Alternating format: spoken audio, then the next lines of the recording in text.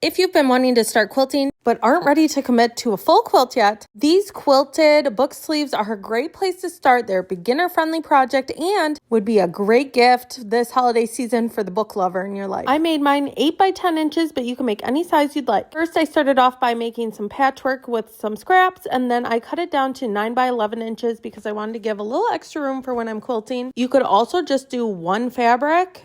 Whatever it is, go ahead and cut it down if you want to do the same size. Again, I'm doing 9 by 11. Then I went ahead and made 2 of these 9 by 11 for the outside.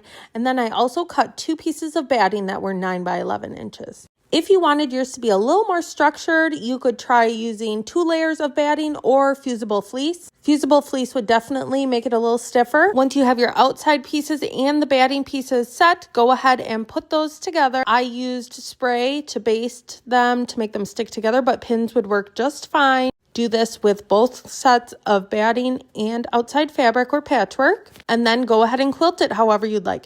I just did straight lines about, I don't know, maybe an inch apart. If you're looking to make your quilting experience a little easier, try using a walking foot. And I used 3.5 stitch length on this one, and this is what that looked like after I had these 2 pieces quilted. I trimmed these down to 8.5 by 10.5. I added a 1/2 inch to my finished size for seam allowance. After that, I placed these 2 pieces right sides together and then sewed them together 1/4 inch from the edge on the right, left, and bottom edge, leaving the top open.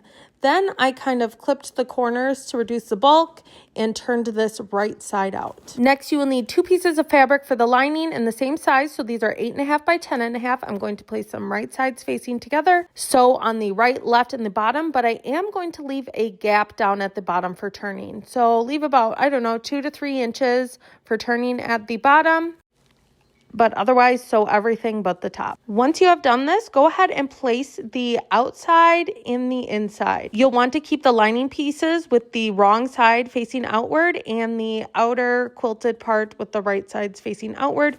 This way, the right sides of both the lining and the outside pieces are facing together.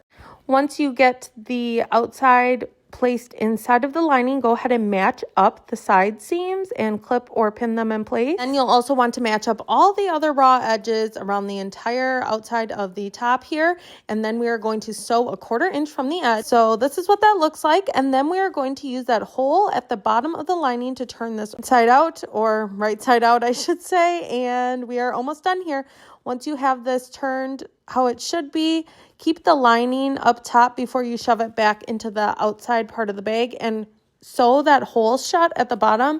I just actually take it to my machine and do like a top stitch really close to the edge, but definitely can like hand stitch it instead if you want it to look neater. Next, you will want to put the lining on the inside of the sleeve here, and then I like to actually press this top edge with my iron and then go ahead and give it a little top stitch about 1/8 of an inch away from the top edge, and that is it. That is how you make one of these.